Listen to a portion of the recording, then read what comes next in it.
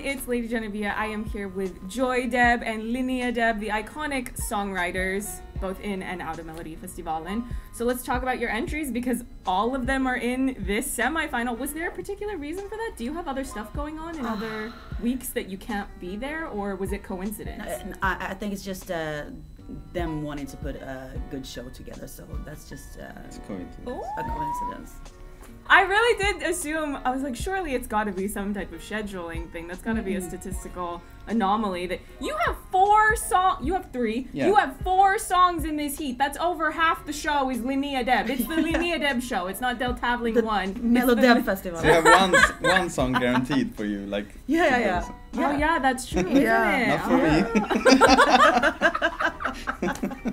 Oh my God. For Jason too. Jason has 4 too. Yeah. Oh my God. So I guess we can just start right from the top. So you wrote on Nano's song. So was that written at a writing camp? Was it written specifically for Melodifestivalen? Just tell us about creating it. Yeah, it was written on the Warner Music Camp, Warner Badoev camp this summer. And Robert Skowronski, he thought it would be fun to put the Eurovision winners together in one room. So the pressure was on because Lise Kable from Denmark, she won with Teardrops in Denmark. So yeah, so the pressure was on, but we actually turned out good. Yeah. I mean, you never know when you go into a session if it's gonna be a good song or not. But all of us felt it. Yeah. Michelle, that was mine. Do you want me to put it off? No, it's off. Sorry. Do you want me to put it off? I mean, you're kind of popular. You probably should. Okay, yeah. Let me. Sorry. Rejoin us. Rejoin. What? Yeah. So was it a song that you had the story first or a melody first? Because I think that's always an interesting part of the songwriting process is hearing when people say, oh, I had this hook or I had this, or I wanted to tell this story, and then, how it all originates. I think we started like everything at the same time. Yeah, because we know Robert wanted us to write for Nano, so we specifically tried to do a song for him. And I think Lise Kable came up with the melody that come back, and then I did the verses. So yeah, and Chasing Rivers, I felt that was like a strong title for him. Yeah, we know him for, like his story from before. And we've known him for a long time, 6-7 years. So he felt that like we nailed his story. Got his story. Yeah, that's what he felt. So he was like, it's totally right.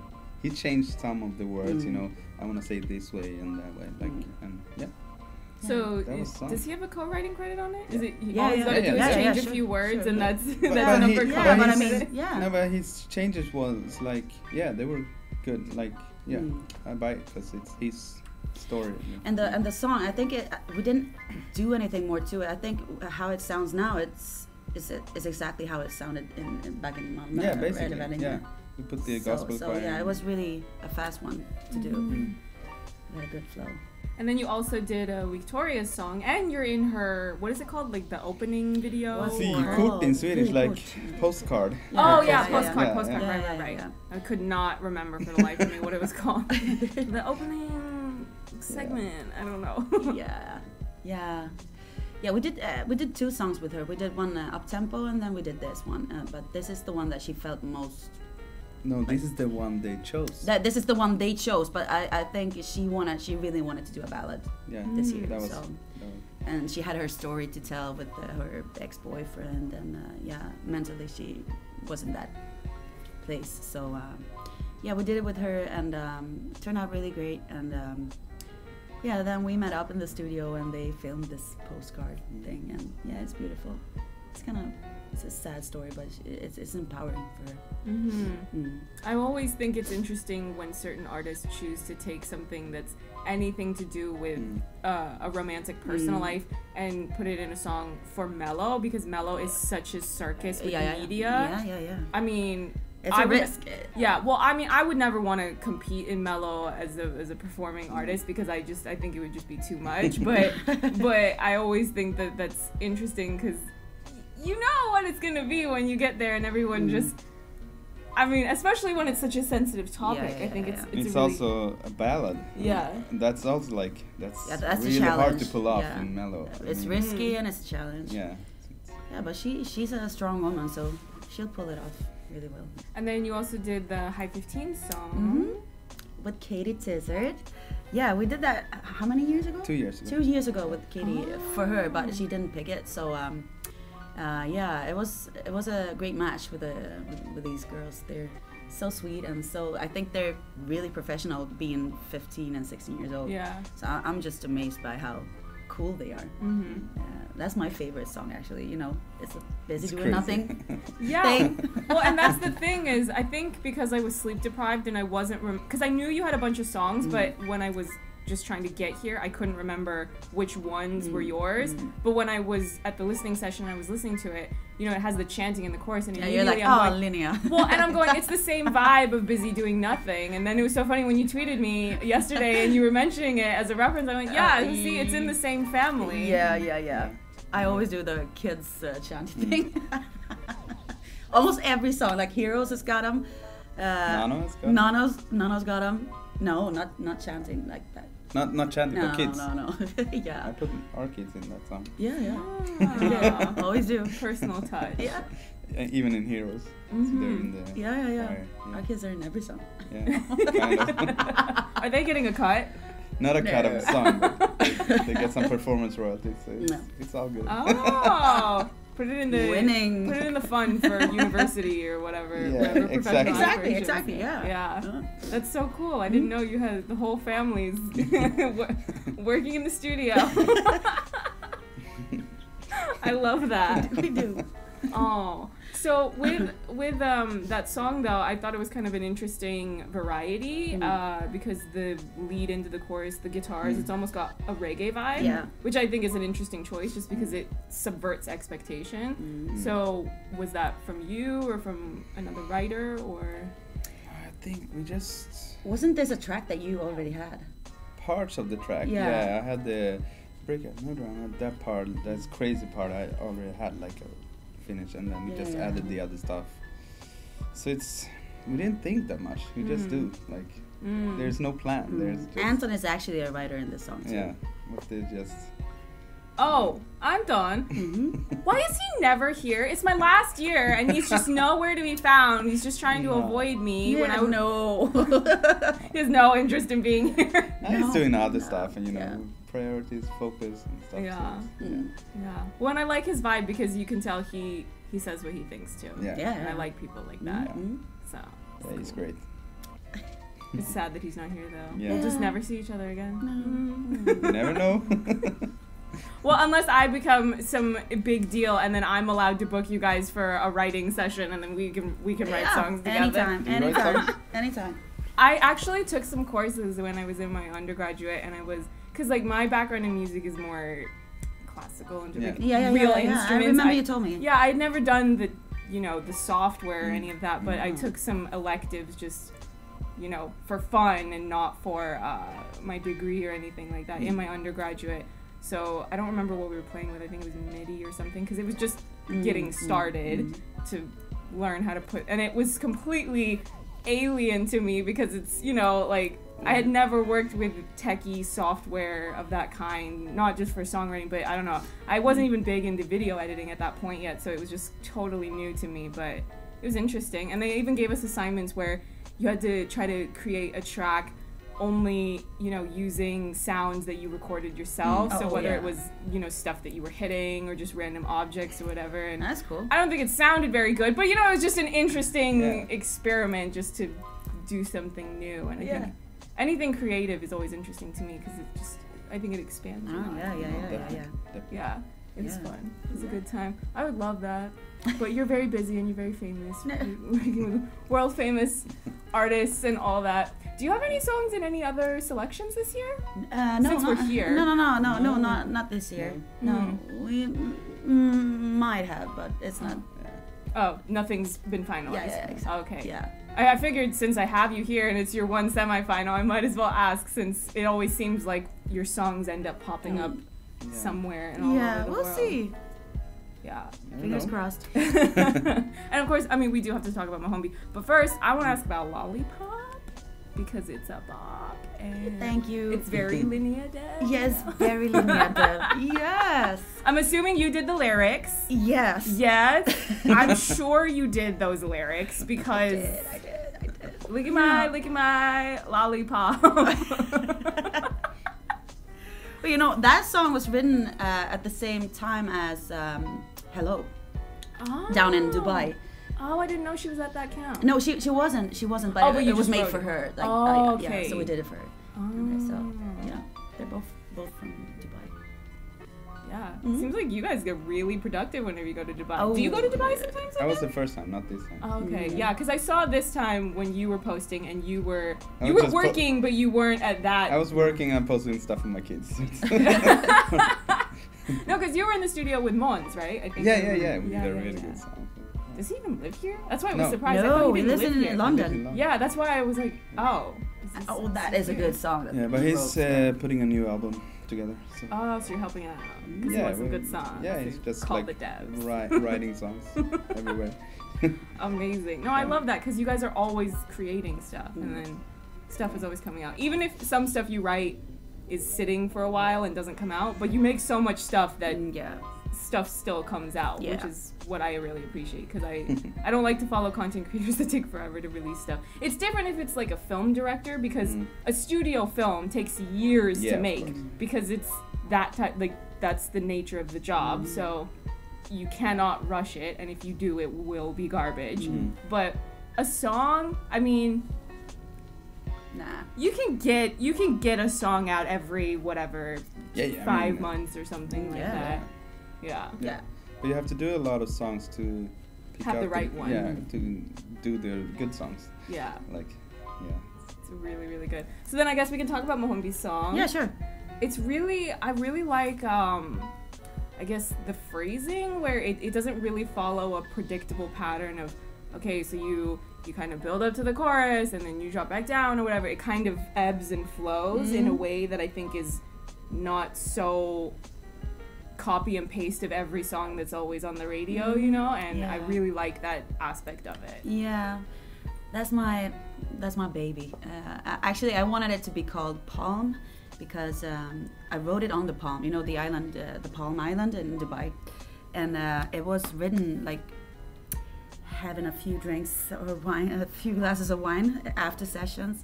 And then I just grabbed Mohombi, like, okay, I got this idea. So listen, and I asked this guy, Kutoi, to pick out a guitar. I gave him the chords, and I sang what I had. And Mohombi was like, oh my, yeah, I want to do this tomorrow. So we wrote it the day after. But I wanted it to be called Palm because it was written on the palm, and he sings about, you know, reading the palm. But I get it. Hello is repetitive and catchy. Yeah, it's not really as unique though. But okay, true. Yeah, but I just think I feel very. He's such a professional artist, so I feel calm with that one. Yeah, when he goes on stage, I'm like, let's enjoy. He's so good. He is so good, and he's so nice and humble. He is. He's we a interviewed sweetheart. him. Yeah, he's a sweetheart. So I mean, when he got announced, I threw a fit and I was live streaming while it happened. So then I went, okay, well then I'm just gonna watch it. I posted the clip on Instagram, but then I think I arched it because I was messing with my layout. But he had already reposted it on his page, which is super embarrassing. I think I swore as well because I was already following him and I knew some of his other songs, and Visel had said to me, I don't know how far ahead of the official announcement, she said, I think Mohombi might be in it this year. And I was going, oh, yeah, sure. Mohombi, world famous, world successful, is going to be in Melodifestivalen. Why? And then they announced him and I was just going, are you kidding me? Yeah, but not many people in Sweden know about him. That's but the way I compare it is, and I've told him this, I've told Visel this, where if you compare it to somebody like Arash, where Arash is not dominating the airwaves here, but he doesn't need it because he's playing all over the place. You know what I mean? Yeah. So it's sort of like that. Like that's how I see him. So I was just so surprised, but obviously I was happy about it because I was going, cool, then I get to meet him and interview him. Yeah.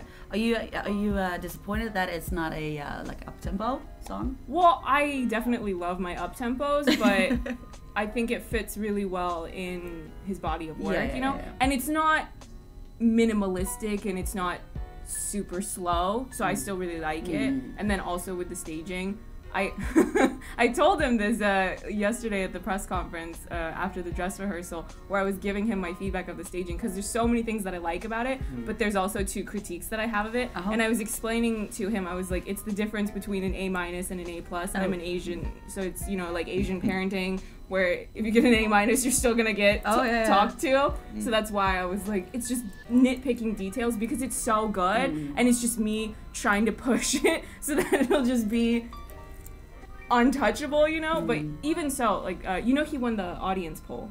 Yeah, I know that. Yeah, right? I know. Yeah, it's so good. I just thought it was an interesting choice that it's so dark, the lighting. Yeah. But I think it needs that because of the mirror and if it's lighter, then you're gonna miss the effects. So that's true. Yeah, I didn't think as much about that. But I also was making the point of, even if you start it off dark, but maybe at the end when the girl comes out, you brighten it up, because then it kind of visually matches the narrative of the show of being united with your loved one, and then it's and then the lights come on, you know. And also by then, I mean, it's the focus is on them; it's not on the mirror anymore.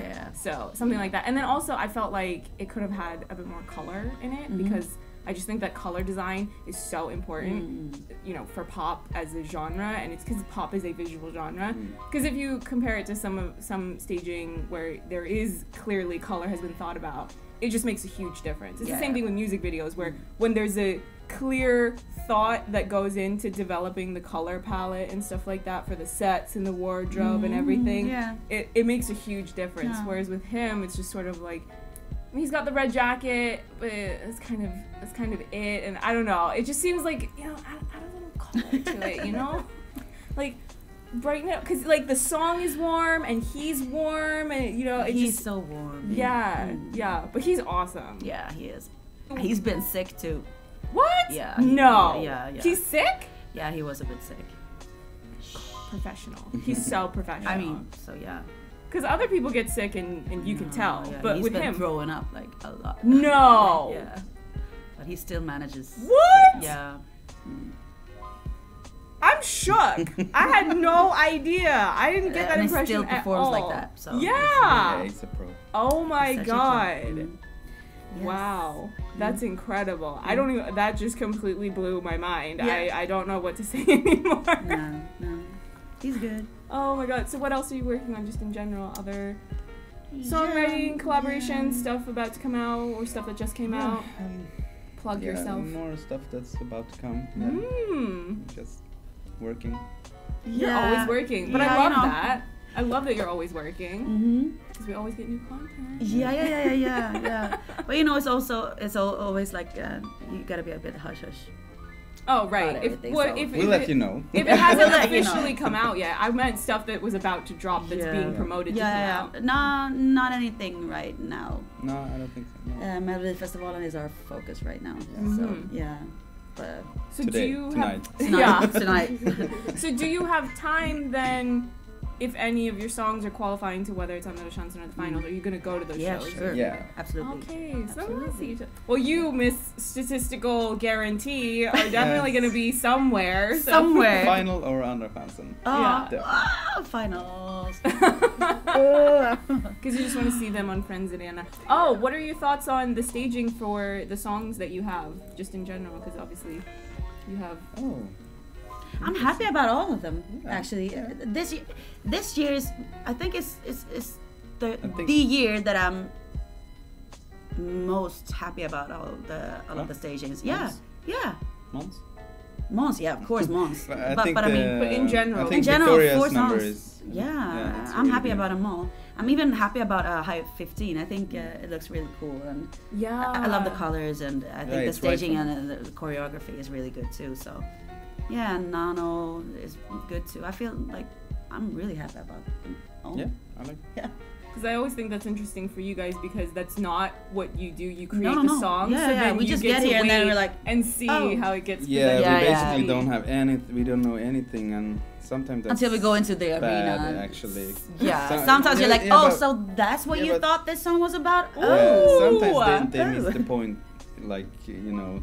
Because the choreographers and everybody's just in their thing. And like, I won't ask you to name names. I'm not that. No. We'll talk about it later when that. Yeah. I'm pretty sure we've talked about at least one before in private, but I'm not gonna name names. Yeah. Oh, see, those are fun memories. But like, I'm really happy about Wiktoria because she is also so professional in her movements and everything. She's like. I love the simplicity about her. And the rain, it's beautiful. Yeah. I love that. It's been so interesting seeing her rehearse though because they're constantly wrestling with how much rain and what where formation. She should stand. Yeah. Oh, that was 1 centimeter too much. Okay. Yeah. Back and forth. A lot of problems just to be able to have the rain. Yeah. And insurance stuff, you know, everything, and try the stage afterwards for the next the insurance contract was written 15 minutes before she actually went on stage. Like some part of it. That's crazy. Yeah, everyone was like, are we gonna be able to do this or not? First time she got the water, she was like standing a little bit wrong and it was ice cold. so she was like in shock. Oh no. Definitely not how you want to be when you have to sing. No. Oh my god. Yeah. That's crazy. Mm-hmm. Wow. Yeah. She does it well. Yeah, I think that this semifinal, there's not really any like bad entries. No. I feel like everyone has a concept. It's a tough one. I think it's a tough one. I just think that's always unfortunate though because when it's a contest, there has to be a ranking. So even if it is a semifinal where you have everybody doing a decent job, somebody has to come at the bottom. Yeah. Exactly. And I think some people get so caught up in that they don't understand. Okay, but maybe 1 million people voted for last place. That's still 1 million people that like the thing, and you should keep pushing them. But then some people, it's like they disappear afterwards because corporations shelve them, and I'm going, that's not how you go. No. And it's tough for young people nowadays. It's really, I mean, it's hard. Yeah. Being young. It's hard being young. What do you know? I can see that. I meet these people every day. It's like, you know, with streams and with like social media, everything, and stuff like this. It's man.